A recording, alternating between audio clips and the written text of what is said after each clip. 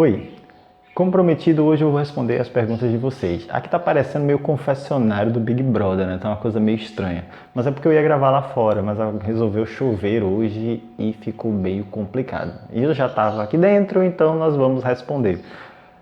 Eu quero agradecer primeiramente a vocês que fizeram as perguntas, fizeram ótimas perguntas, perguntas super interessantes. Vocês me fizeram até ter que anotar algumas coisas aqui, porque eu não vou lembrar de tudo de cabeça.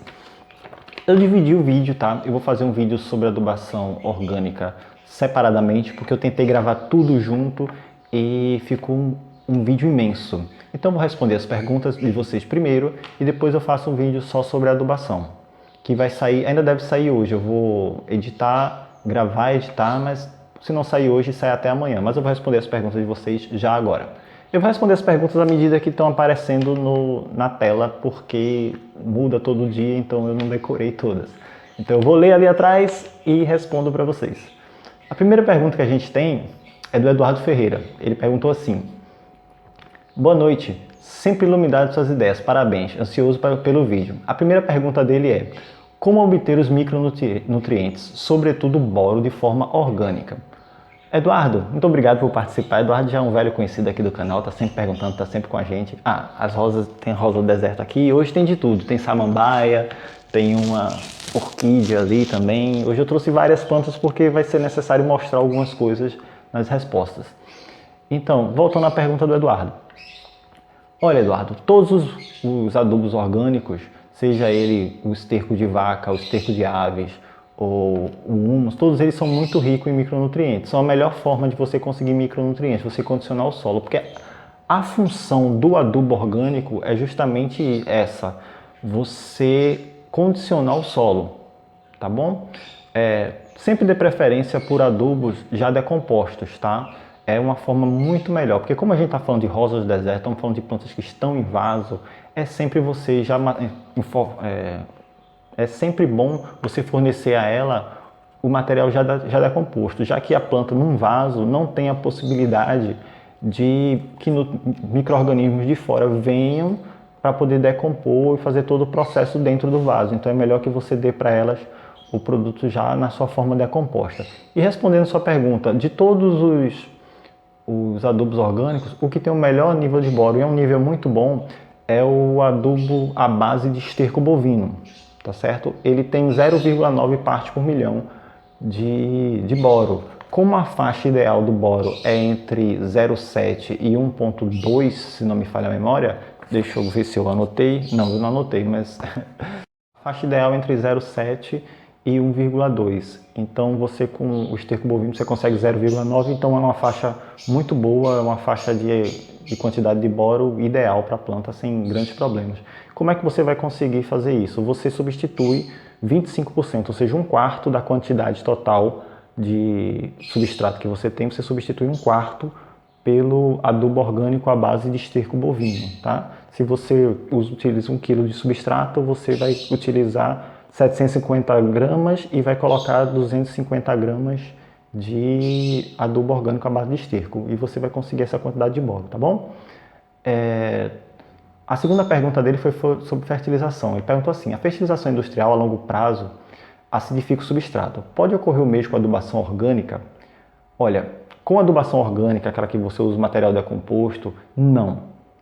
Porque o adubo orgânico, na verdade, é um condicionador do solo. Na verdade, ele melhora as condições do solo, inclusive melhora a questão de acidez. E também melhora a capacidade do solo reter nutrientes, o que é muito bom.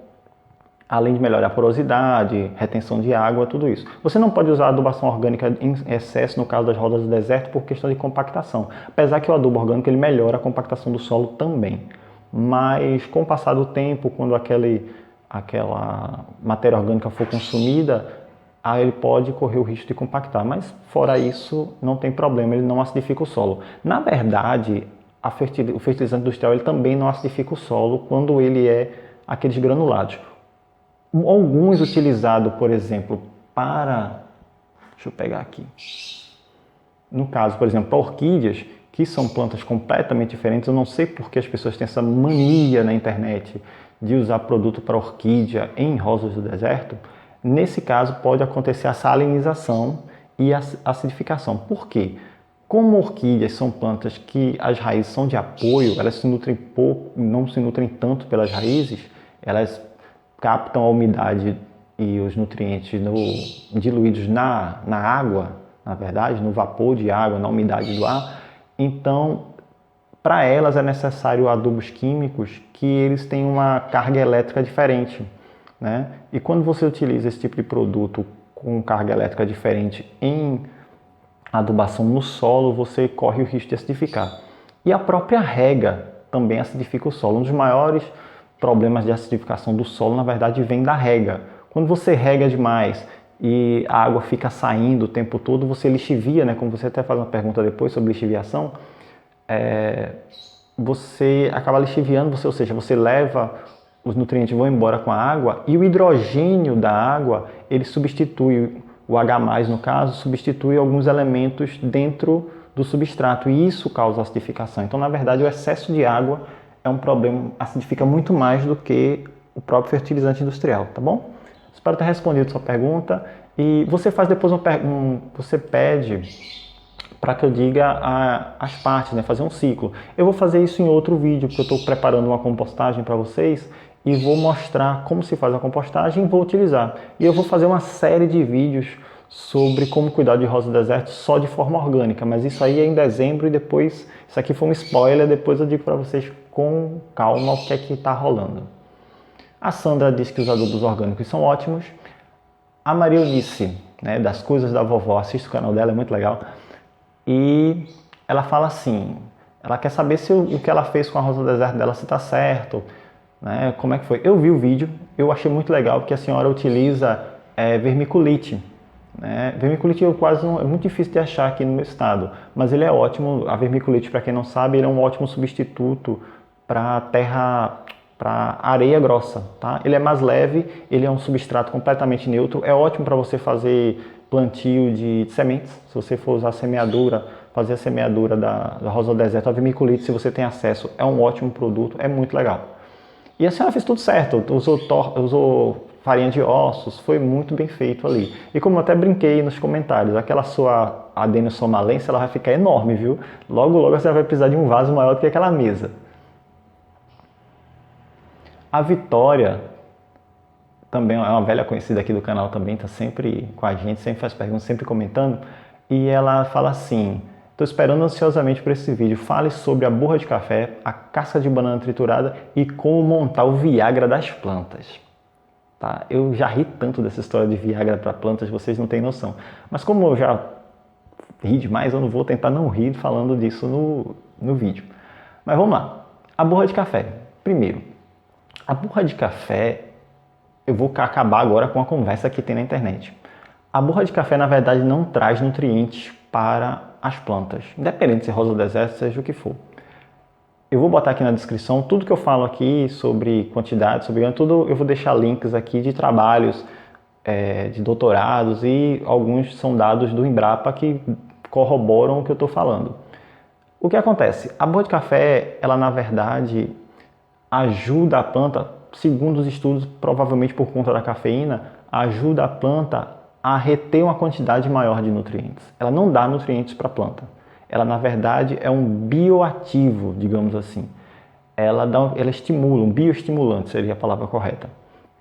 Então, o que é que ele faz? Ele faz com que uma quantidade maior dos nutrientes se acumule nas folhas da planta e que a planta produza uma quantidade maior de clorofila. Então, é isso que, na verdade, o que a borra de café faz. O ideal na borra de café é você utilizá-lo também decomposto, porque o que acontece? Os estudos que eu li, todos os trabalhos que eu li, se você usa a borra de café in natura, que eu tenho borra de café aqui, se você utiliza ela dessa forma, in natura, você corre um risco de atrofiar a sua planta, porque no processo de decomposição, a borra de café ela utiliza muito nitrogênio e vai acabar roubando o nitrogênio que a planta precisa para se desenvolver. Então, uma forma é você decompor, né, colocar ele num recipiente, deixar lá por 70 dias, você vai mexendo todos os dias até que ele perca completamente esse odor de café. Aí você vai poder utilizar. Outra forma é você pegar mais ou menos uns 100 gramas, diluir em 2 litros de água com 1 colher de açúcar. Você mistura bem, sacode, fecha e deixa no local escuro, tá? Deixa no local escuro e você todo dia vai lá e abre para poder sair o excesso de gás. Vai e abre todo dia, você vai lá e abre, vai, abre, vai, abre, vai, abre, todo dia. Quando ele parar de sair gás, isso vai demorar umas 2 semanas, 2, 3 semanas, aí você vai e vai poder regar sua planta com ele. Você peneira e rega sua planta. É uma maneira bem boa de você acelerar o processo. Bom? Sobre a casca de banana. A casca de banana é muito boa, você fala casca de banana triturada. A casca de banana é uma ótima fonte de potássio. Uma forma maravilhosa de você conseguir adquirir esse potássio não é triturando a banana e colocando simplesmente no vaso. Você pode pegar 500 gramas de casca de banana, você pica e ferve com 250 ml de água. Você coloca na panela e deixa ferver em fogo baixo por 20 minutos. Espere esfriar e rega a sua planta. Essa solução dura até uma semana. Para guardar, claro que você não vai comer meio quilo de banana de uma vez só, né? Então, o que acontece? Você pode guardar a casca da banana, você coloca num potezinho e deixa no freezer até você acumular uma boa quantidade e depois você faz essa solução que eu falei para vocês e você vai estar disponibilizando uma ótima quantidade de potássio para sua planta. Sobre o Viagra das plantas. Senta que lá vem história. Essa história de Viagra das plantas começou em 2002 na Austrália. Os cientistas de lá estavam testando, na verdade, o óxido nítrico, né? Porque descobriram que a planta também utiliza óxido nítrico para que a seiva flua dentro dela. Deixa eu pegar uma plantinha aqui. E eles descobriram que a planta também utiliza óxido nítrico para que a seiva flua nela. E descobriram que o óxido nítrico também ajuda a formar o tubo polínico nas flores, que é essa parte, é dentro da planta, mas é nessa área daqui. O tubo polínico é onde o material genético do pólen passa até chegar no nosso amado óvulo e ele fazer a nossa sementinha. E o que acontece? O óxido nítrico, ele é o princípio ativo do Viagra. E eles descobriram que 1 micrograma do comprimidinho azul é suficiente para dar um up, digamos assim, nas nossas plantas, inclusive rosas do deserto, porque os testes foram em várias plantas, em vários tipos de vegetais. E funciona. Logo depois, esse estudo foi publicado numa revista britânica, que é a Revista Britânica de Medicina. Em 2012, ou seja, 10 anos depois, um jardineiro europeu, que eu não sei o nome dele agora, se eu não me engano ele estava na Espanha, ele falou em um programa de rede nacional, esse programa de variedades, melhor estilo Ana Maria Braga, tal, A Tarde é Sua, essas coisas. Ele fez um programa desse e ele disse justamente sobre isso. Falou que o Viagra funcionava na planta, melhorava na reprodução, fazia com que a seiva fluísse melhor e isso melhorava muito o estado físico e o sistema imunológico da planta.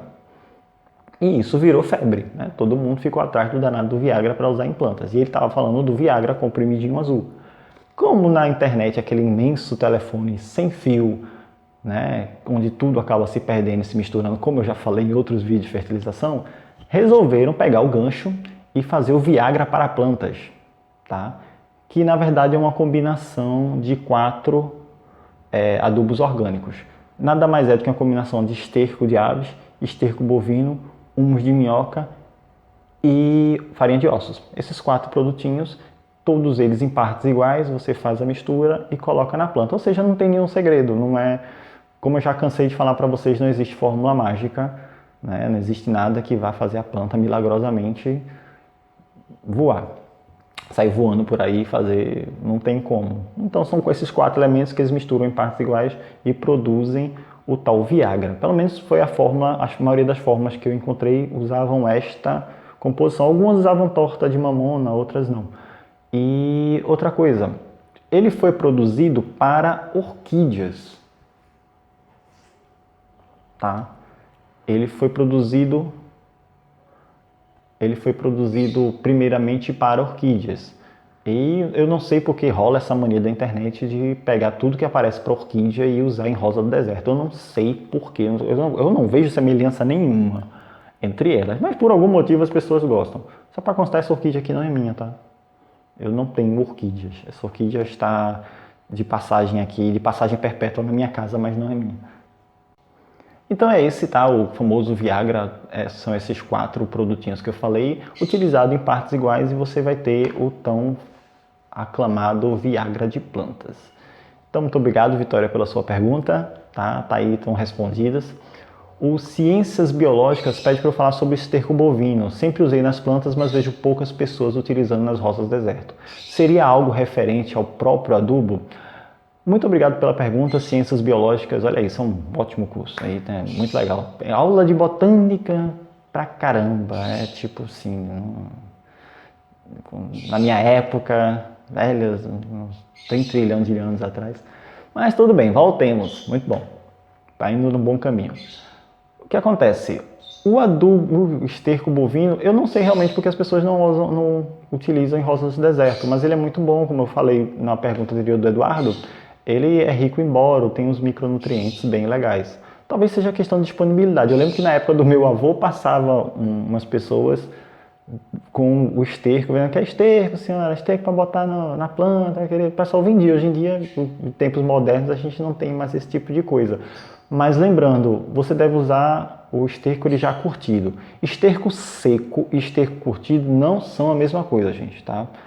O esterco decomposto, ele já não tem mais odor nenhum, ele é completamente diferente. Quando você ele já não tem nenhum organismo que seja patogênico, ele não tem nada que vai causar doenças na sua planta. Enquanto que o seco, ele simplesmente perdeu a água, ele só está desidratado. Então você corre o risco de ir reidratando. Na hora que você for regar a sua planta, você reidratando, você pode ter lá os animais patogênicos, tanto para você quanto para a própria planta, tá? Então, muito cuidado, não utilize na forma in natura. O Ismael Gomes, muito obrigado, Ismael, pela sua pergunta. Ele fala assim: bom dia, gostaria que você falasse sobre humus de minhoca para rosas do deserto. O humus de minhoca é ótimo para rosa do deserto, você utiliza naquela mesma proporção de 25%. E tem uma particularidade no humus de minhoca. O humus de minhoca ele é rico em auxina, que é um hormônio que a planta precisa para melhorar as raízes, para desenvolver raízes. Então, uma ótima forma de você conseguir extrair mais auxina do humus de minhoca é você pegar 250 gramas do humus de minhoca, você dilui em 1 litro de água, deixa descansando por 24 até 48 horas e vai regando sua planta. Quando você for fazer a rega, você vai lá e utiliza na sua planta e você vai potencializar essa auxina que o humus de minhoca tem. Se você for utilizar direto no substrato, é a mesma coisa dos outros adubos orgânicos. Você coloca 25%, né? Ou seja, 1/4 do total do substrato você coloca de humus de minhoca e você vai ter ótimos benefícios. Os valores do humus de minhoca, eles são a base vai depender do qual foi o produto utilizado na alimentação da minhoca.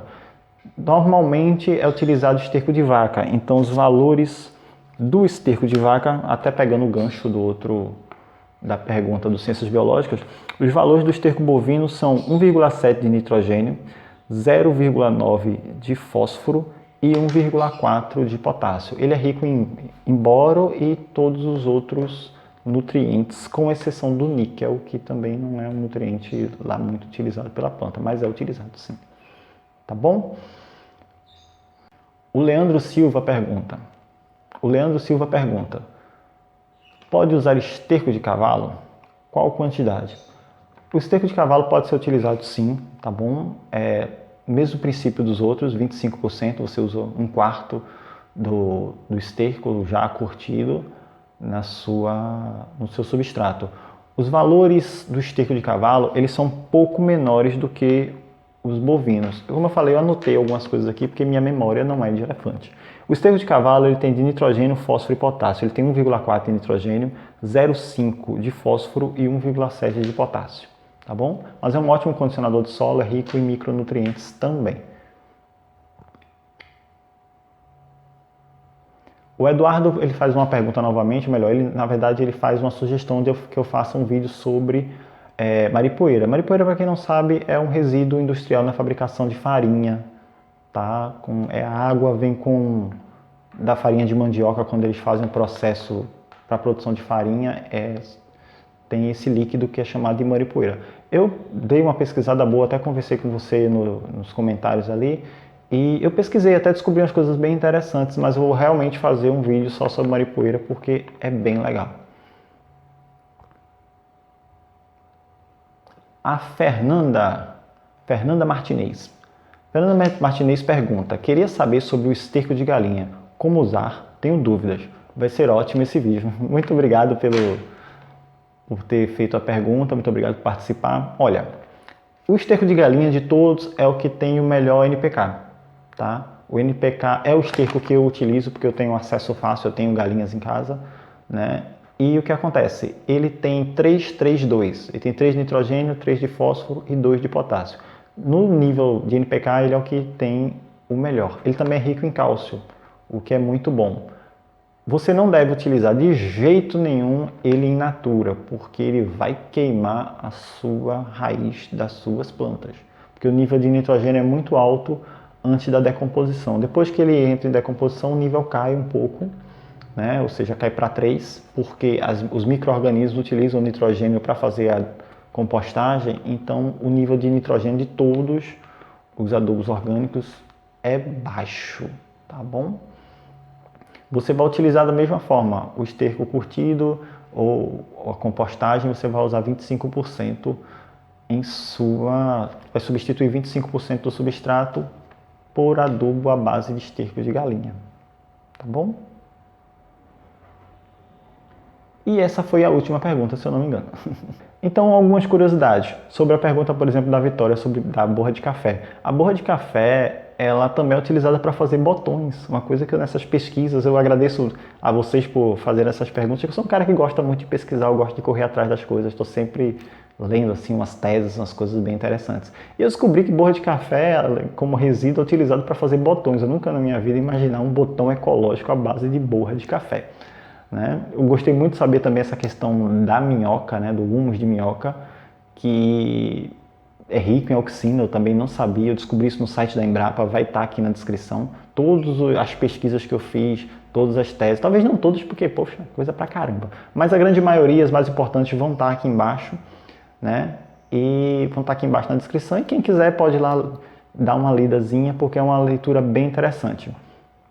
Outro fato interessante sobre a questão do Viagra, né? Existe uma versão de adubo orgânico que é chamada de bocashi, tá? Que na verdade é uma compostagem que, segundo a pessoa que faz, ele tem fungos especiais que produzem, ele diz produzir de uma forma diferenciada e dizem que é muito bom. Ele não coloca os valores exatos do produto e ele diz que existe variável dependendo da matéria-prima. Então fica aí, se aparecer alguém te vendendo bocashi, é basicamente um composto orgânico, uma compostagem que o cara faz. Então, vamos lá. A pessoa que faz o produto é engenheiro agrônomo, tal, ele faz umas coisas bem interessantes. Uma coisa também, ninguém perguntou. Adubo orgânico é melhor do que o fertilizante industrial? Olha, o adubo orgânico ele é um condicionador de solo. Ele nunca vai ter níveis tão altos como o fertilizante industrial e você nunca vai ter tanto controle sobre isso. Mas você consegue extrair ótimas quantidades de micronutrientes da adubação orgânica. Como eu disse para vocês, eu vou fazer uma série de vídeos para vocês, né? Vou fazer tipo um outro tutorial só utilizando a adubação orgânica nas nossas roças do deserto. E vou fazer um vídeo de como fazer a compostagem, que eu já estou adiantando a compostagem para vocês terem um passo a passo bem legal. Agradeço a todos, muito obrigado por terem feito suas perguntas, muito obrigado por assistir o vídeo até o fim e até a próxima. Tchau!